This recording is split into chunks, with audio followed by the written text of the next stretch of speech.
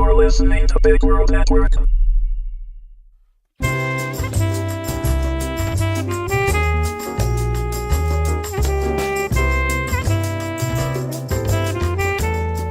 Delroy versus the Yshtari, Episode 1, The Ruthless Baron. Written and read by Baron Stevens. The starship shook as metal scraped against metal. "Minx, what was that?" I asked. My butler bot, Minx, turned a metallic head on his boxy body in my direction and said in his nerve-grating shrill voice, "Sorry, sir, docking procedure is now complete." I swore to myself that if I could ever get enough credits to buy one of the new LX350s, I was going to do it. After this job. "Is Killer ready?" Minx paused as this outdated processor tried to come up with another lame excuse. I mumbled to myself, "It is so hard to build good minions these days." "Sir?" I looked up at him from my command chair. What's wrong with him this time? His torso still doesn't turn, and the blaster on his left arm won't fire. Oh, and the stunner still has a short in it. Great. Did you at least get his voice processor fixed? Not exactly, sir. He only speaks German now. Not sure why. I just hoped Killer would still sound menacing. That was all I really needed, but with my luck, he probably sounded like a German barmaid. I stood up from my chair. Let's go. I wrapped my cape around myself and walked to the docking bay door. Minx rolled ahead of me to the control panel. I put on my best, award-winning smile and nodded for Minx to open the door. I was ready to perform my role. "Are you sure this plan will work, sir?" Minx asked. "It's foolproof. Soon, I'll be rich." Minx pushed the button. The door opened halfway and stopped. Minx stood there, staring at it for several seconds. My growl prompted him to try the button again. The door made a whining noise, but refused to open any further. "I thought you said you'd fix that." It was difficult to maintain my pleasant smile while gritting my teeth. So much for my grand entrance. Minx rolled over to the door and used one of his arms to push on the edge. The door squealed before it popped the rest of the way open. The LED lights on Minx's flat-screen face depicted a smile. I hated that smile. I realized I was scowling at him when I saw the passengers of the ship we had just docked with. A middle-aged couple stood on the other side of the airlock with confused expressions. I quickly put my smile back up and strode across the access tube and onto their ship. "Greetings, good people," I began. "I wanted to personally welcome you to my sector." The man tilted his head. "Your sector? Just who are you, and why did you forcefully dock with our ship?" I maintained my smile as I bowed.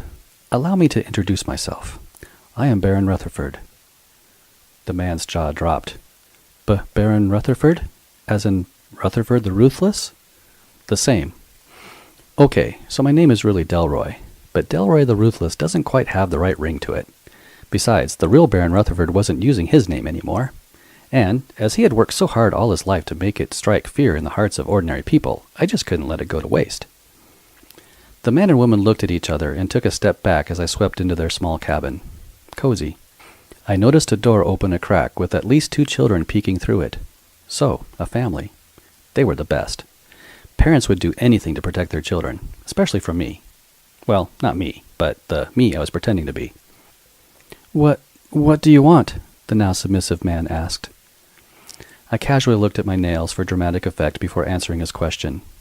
"I don't ask for much. I mainly wanted to warn you that this is a dangerous sector of space. Space pirates and the Yshtari cannibals are known to attack undefended ships. I can help you." "Help us?" "Yes." I strode across the cabin, but stumbled when I tried to keep from tripping over a toy spaceship. I hoped I made it look smooth. I spread my hands out as I said, "For a modest protection fee, I can assure you safe passage through this sector. Surely, you've heard about the space liner that disappeared in this sector a few days ago." By now Minx had rolled into the cabin, awaiting my orders. The woman spoke, her voice trembling. "But we don't have any money to spare. We spent the last of our credits buying this ship." Great. But I knew better than that. "I am willing to accept other forms of valuables. Gold, artwork." I glanced at the rear door with a sly smile. "Children?" The woman let out a sob. "We've got some gold and jewelry. Take it, but not the children, please." Works every time. The man's brow furrowed as he stood up straighter. "Wait a minute. You're one of the richest men in the galaxy. Why do you want us to pay you a fee?" "John, don't," the wife begged, putting her hand on her husband's arm. The man stepped toward me, his fear diminishing. And I thought I'd read that Baron Rutherford had died in a crash a year ago. Crap. I put my pleasant salesman smile back on.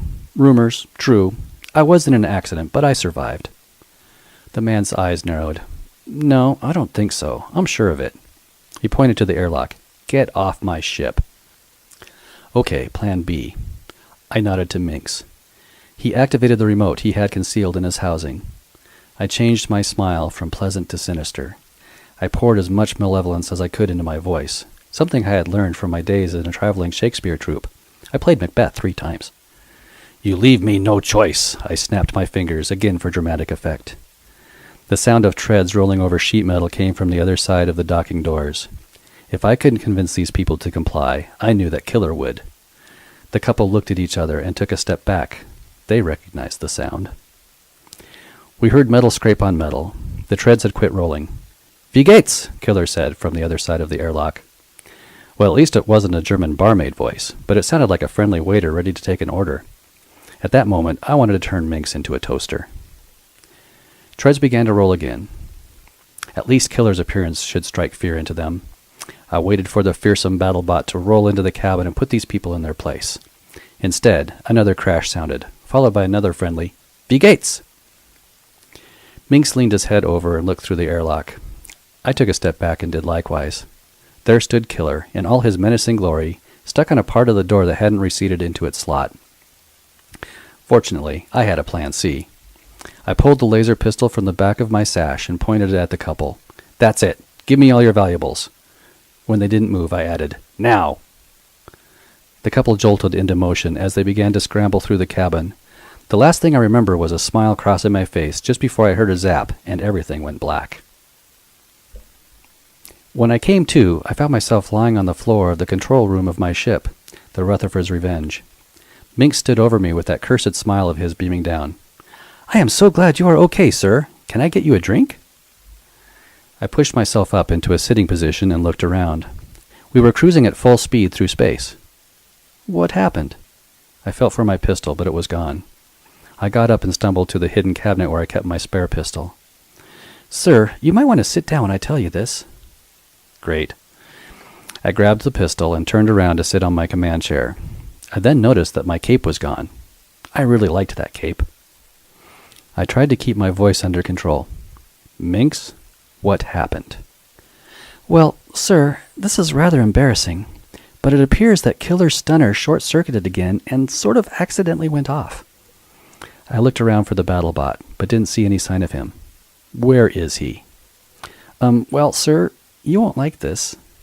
My glare prompted him to continue. Well, you see, after you lost consciousness, the people from the other ship took Killer and anything that looked valuable, which wasn't much, and then they left. Why didn't they take you? If only I could have been so lucky. They already had an LX350 model and didn't want an outdated butler bot, it seems. Then turn us around and let's go get my stuff back. Minx flashed his electronic smile. We can't, sir. And why not? My hands were gripping the arms of my chair so tight that the foam cushion on one side broke off. Well, they sabotaged the controls to send us into deep space. Then fix them. I tried, sir. Truly, I did. But all I managed to do was to steer us toward Yshtari space. My apologies. The LEDs showed that smile again. And then I shot him.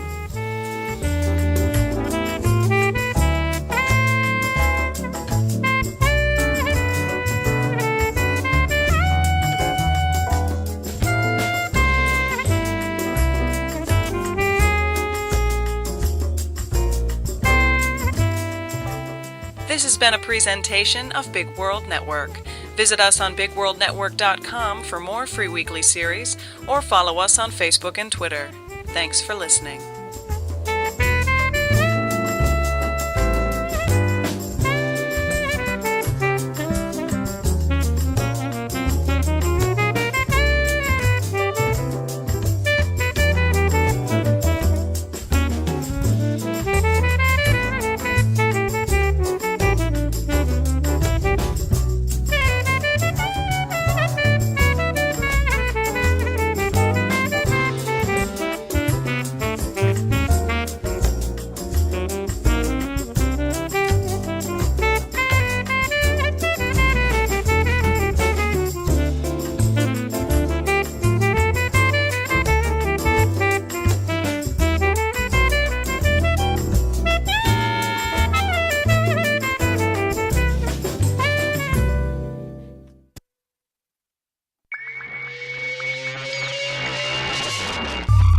You're listening to Big World Network.